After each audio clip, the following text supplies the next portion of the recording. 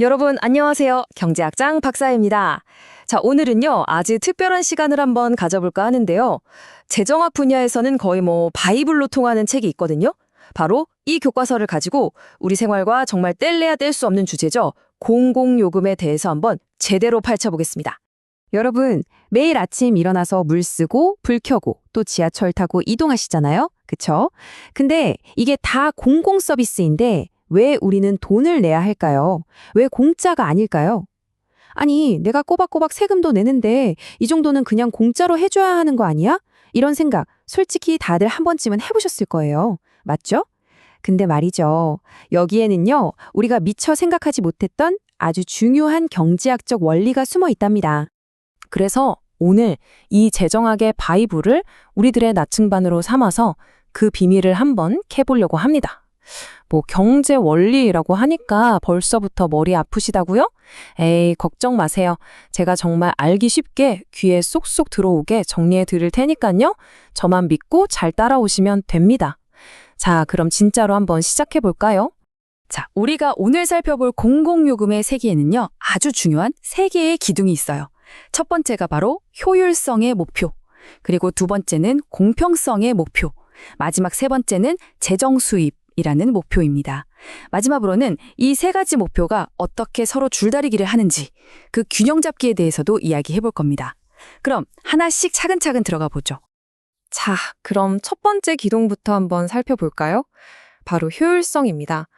이게 사실 공공요금을 부과하는 가장 기본적이고 또 근본적인 이유라고 할 수 있어요. 솔직히 경제학에서 효율성 이거 빼면 시체죠. 그쵸? 효율적인 자원 배분. 말이 좀 딱딱하죠? 이걸 아주 쉽게 풀어서 설명해 드릴게요. 그냥 낭비 없이 알뜰하게 잘 쓰자. 이겁니다. 우리가 가진 자원, 물이라든지 전기라든지 이런 것들이 막 샘 솟는 게 아니잖아요. 한정되어 있단 말이죠. 그러니까 이걸 가장 필요한 곳에 낭비 없이 쓰도록 만드는 것. 그게 바로 효율성입니다. 자, 지금 보시는 이 내용이 핵심 중의 핵심입니다. 한번 상상해 보세요. 만약에 물이 완전 공짜다. 그럼 어떻게 될까요? 아마 양치하면서 물 계속 틀어놓고 설거지할 때도 그냥 콸콸 틀어놓고 심지어 깜빡하고 수도꼭지 안 잠그고 외출하는 사람도 생길걸요? 이게 바로 어마어마한 낭비로 이어지는 겁니다. 하지만 우리가 딱 요금을 내야 한다면 이야기가 달라지죠. 이 가격이라는 게 우리한테 아주 강력한 신호를 보내는 거예요. 이거 공짜 아니야. 한정된 자원이니까 아껴 써 하고 말이죠. 이 가격 신호, 이게 바로 낭비를 막는 가장 똑똑한 장치라고 할 수 있습니다. 우리 재정학 교과서에서도 바로 이 포인트를 엄청나게 강조하고 있어요. 가격이 마치 신호등 같은 역할을 한다는 거죠. 자원이 부족하니까 아껴 써야 할 때는 빨간 불을 탁 켜주고 꼭 필요한 곳에 써야 할 때는 초록불을 켜주는 그런 신호등 말입니다. 바로 이게 바로 공공요금이 존재하는 첫 번째 이유, 효율성을 꽉 잡기 위해서입니다. 자, 효율성. 이제 좀 감이 오시죠? 그럼 이제 두 번째 기둥으로 넘어가 보겠습니다. 효율성만큼이나 아주 중요한 문제예요. 바로 공평성입니다. 이 공평성을 설명하는 데 있어서 아주 핵심적인 원칙이 하나 있습니다. 바로 수익자 부담 원칙.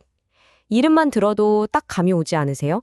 말 그대로 수익을 본 사람, 즉 혜택을 누린 사람이 그 비용을 부담해야 공평하다. 이겁니다. 아주 직관적이죠? 자, 우리 여름철 전기요금 한번 떠올려 볼까요?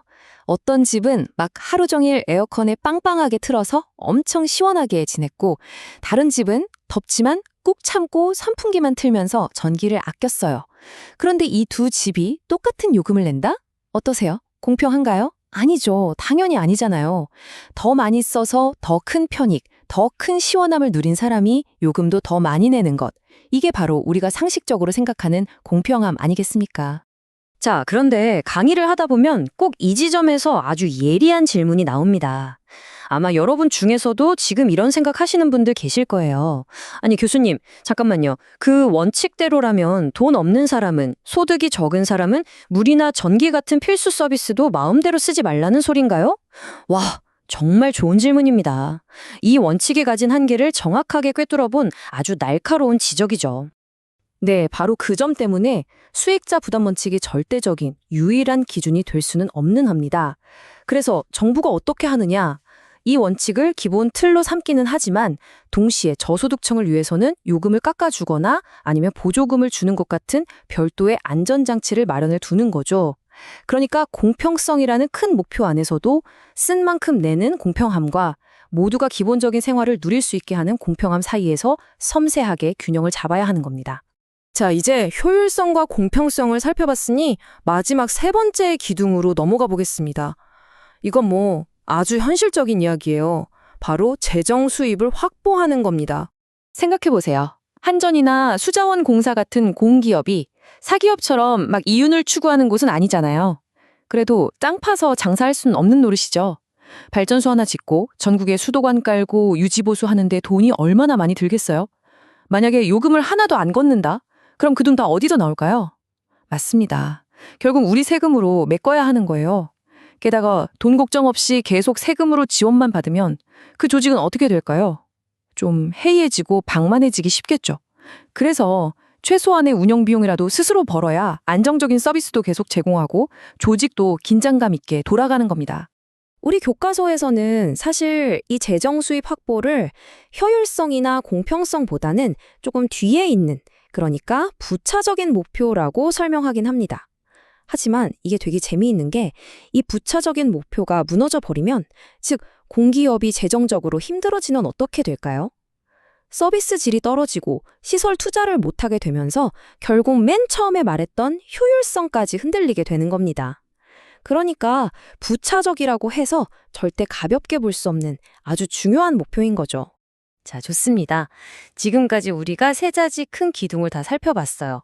그럼 한번 정리를 해볼까요? 공공요금 정책이라는 건 말이죠. 결국 이 세 가지 목표 사이에서 아슬아슬하게 줄타기를 하는 것과 같아요. 다시 한번 머릿속에 딱 정리해 봅시다. 첫째, 낭비를 막아주는 똑똑한 신호등, 바로 효율성. 둘째, 쓴 만큼 내게 하는 공정한 저울, 공평성. 그리고 셋째, 안정적인 서비스를 위한 든든한 금고, 재정 수입. 이 세 가지가 바로 공공요금이 존재하는 이유이자 목적입니다.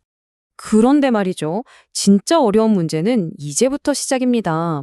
뭐냐면 이 세 가지 목표가 사이좋게 으쌰으쌰 하면서 같이 가는 게 아니라 서로 막 부딪히고 충돌한다는 거예요. 예를 들어볼까요? 사회적 약자를 돕는 공평성을 위해서 요금을 확 낮췄다고 칩시다. 그럼 어떻게 될까요? 당장 재정 수입이 줄어서 운영이 힘들어지겠죠. 그리고 가격이 싸지니까 사람들은 에이, 싸네 하면서 자원을 막 쓰기 시작할 거예요. 그럼 뭐가 무너지죠? 그렇죠. 효율성이 와르르 무너지는 겁니다. 그래서 제가 여러분께 드리는 오늘의 마지막 질문입니다. 효율성, 공평성, 그리고 재정 수입. 이 세 마리 토끼를 완벽하게 다잡는 그런 마법 같은 정책이 과연 존재할 수 있을까요? 이것이 바로 오늘날 모든 정부가 머리를 싸매고 고민하는 재정학의 가장 큰 숙제고요. 또 우리가 매달 집으로 날아오는 공공요금 고지서를 보면서 마주하게 되는 진짜 현실입니다. 여러분은 어떻게 생각하시나요? 이 질문을 한번 곱씹어 보시면서 오늘 강의를 마무리하겠습니다. 지금까지 여러분의 친절한 경제길잡이 경제학장 박사였습니다. 고맙습니다.